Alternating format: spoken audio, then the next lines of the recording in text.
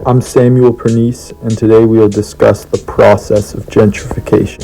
Gentrification is a process of change in a neighborhood, where more affluent people move in and affect the character of the area, economically and socially. The shift in demographics affects the cost of living, rent prices, culture, and architecture of the area. Prices rise to a level that's increasingly unaffordable to residents and forces them out, along with their culture that at one point defined the neighborhood. In recent years, gentrification has notably affected neighborhoods like Williamsburg and Bushwick in New York, Roma Norte in Mexico City, Venice in Los Angeles, and right here in Toronto, neighborhoods like Kensington Market and Ossington.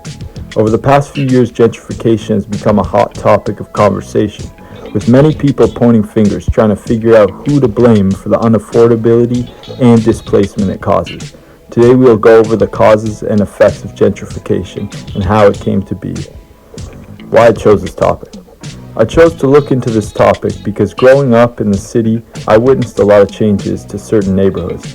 For example, right here in the West End in Little Portugal, I've seen a change in rent prices, culture, and demographics. My neighborhood was once a community of Chinese, Portuguese, Italian, Vietnamese, and Brazilian immigrants who came to Canada fleeing conflict or searching for a better life. Once they got here, they opened many stores and businesses that directly served the community. Since the early 2010s, many of these stores started to disappear and a new class of people began moving in, starting businesses marketed towards wealthy tourists and visitors on the Ossington Strip. I broke down gentrification into a three-pronged process, just to keep it simple. Early gentrification. Lower-income creatives begin to settle in an area with cheaper rents. They begin to open certain local businesses, such as coffee shops, small art studios, bars, vintage stores, and more. The businesses in this phase still remain somewhat cheap, but their presence signals to others that this neighborhood is safe and inviting to middle-class white people. Second phase. The second phase of gentrification sees middle-class professionals gravitating towards the culture and still relatively low rent of the neighborhood. This signals to developers that the neighborhood is ripe for investment. These developers start investing into land to refurbish into new homes and condos. Rent and property values increase more and more. The third phase of gentrification sees the arrival of young, wealthy professionals and bourgeois bohemians who are born into money but crave the culture that is present in the emerging neighborhood.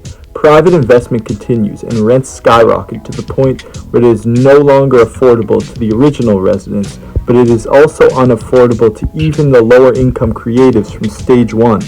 Fancy restaurants, expensive coffee shops and juice bars, clubs, and other expensive stores start emerging as the neighborhood begins to cater solely to the wealthy residents and tourists. The original residents and cultural architects of the neighborhood are displaced, and the neighborhood becomes progressively less diverse and less community-oriented. The area starts to shift towards a consumer-driven society. The original residents end up being forced to move to neighboring suburbs. You can look at gentrification through a structuralist eyes. Jose Casadiaz, in his article, What is Culture? Systems of People, Places, and Practices, he states there is no culture without places and no places without culture. He defines places as ecological dynamics, institutional influences, and culture and contexts, including homes, neighborhoods, schools, and cities. The structure of a neighborhood contributes to the general culture of that neighborhood, and vice versa. When you look at gentrification, you can see a clear change in structure of a neighborhood, greatly impacting the culture. For example, according to the NYU Furman Center, in 2023 in Bushwick, Brooklyn, the largest household income group, 33.4%, made $100,000 to $250,000, while in the year 2000, the largest group, 25%, made under $20,000. While inflation played a slight role in this increase, these numbers show a massive change of wealth dynamics. During this time period, the white population saw an increase by 23%, while the Hispanic population saw a decrease by 22%, and the black population saw a decrease by 7%. These changes massively impacted the structure and therefore the culture of Bushwick.